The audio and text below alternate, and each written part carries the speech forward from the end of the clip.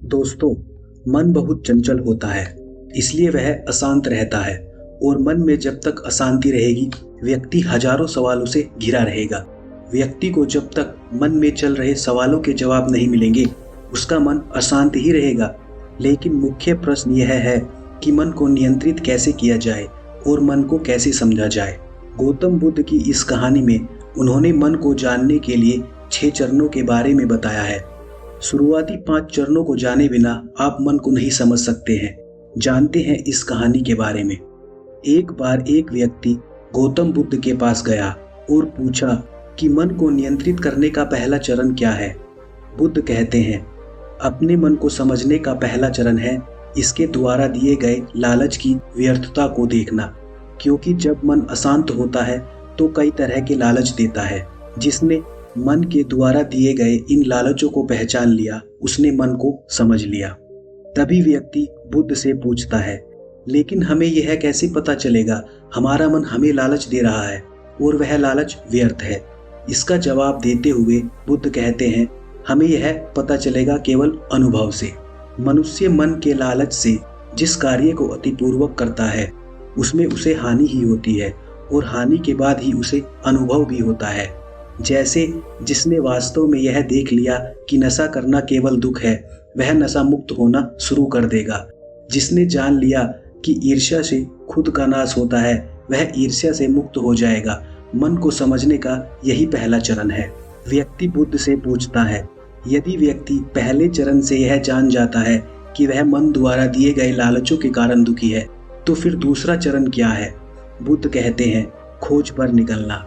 दूसरे चरण के लिए ऐसे व्यक्ति की खोज पर निकलना होगा जो पहले ही अपने मन को जान चुका है और इससे मुक्त हो चुका है, क्योंकि वही तुम्हारा मार्गदर्शन कर पाएगा। व्यक्ति कहता है, लेकिन ऐसे व्यक्ति की पहचान कैसे होगी? बुद्ध कहते हैं, यही तीसरा चरण है, सुनना। सुनना ही अपने मन को समझने का तीसरा चरण है। व्यक्ति कहता है, क्या इसे देखकर पता नहीं किया जा सकता? बुद्ध कहते हैं, देखने में कोई भी व्यक्ति बहुत शांत और अच्छा लग सकता है, लेकिन उसके मन के भीतर क्या है यह उसके शब्दों से ही पता चलता है। लेकिन किसी की बातों पर तब तक विश्वास नहीं करना चाहिए जब तक कि वह तुम्हारे विवेक की कसौटी पर खरा न उतर जाए। चौथा चरण है कर्म करना। बुद्ध कहते हैं, कर्म ही मन को समझने का चौथा चरण है। खुद को जानने के लिए सही दिशा में कर्म करना जरूरी है, लेकिन कर्म करते हुए व्यक्ति हर बार 2 गलतियां करता है। पहली गलती है यह कि शुरुआत ही न करना और दूसरी गलती पूरा रास्ता तय न करना। इन दोनों गलतियों के पीछे हमारे मन की ही चाल होती है। व्यक्ति अपने कर्म को पूरा इसलिए नहीं कर पाता क्योंकि वह सोचता है कि मैं कल से शुरुआत करूंगा, तो कोई यह सोचता है कि मैं असफल हो जाऊंगा। इन गलतियों का मुख्य कारण है जागरूकता की कमी।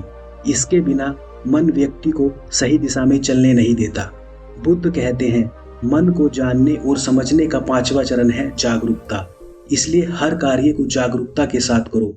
बिना जागरूकता के साथ किया गया कार्य या फिर जिया गया क्षण मृत्यु के समान है। व्यक्ति बुद्ध से पूछता है, अपनी जागरूकता के स्तर को कैसे बढ़ाया जा सकता है? बुद्ध कहते हैं, ध्यान से। ध्यान ही मन को जानने, समझने और नियंत्रित करने का अंतिम चरण है। यानी ध्यान ही वह नाव है जिस पर बैठकर मन रूपी नदी को पार किया जा सकता है।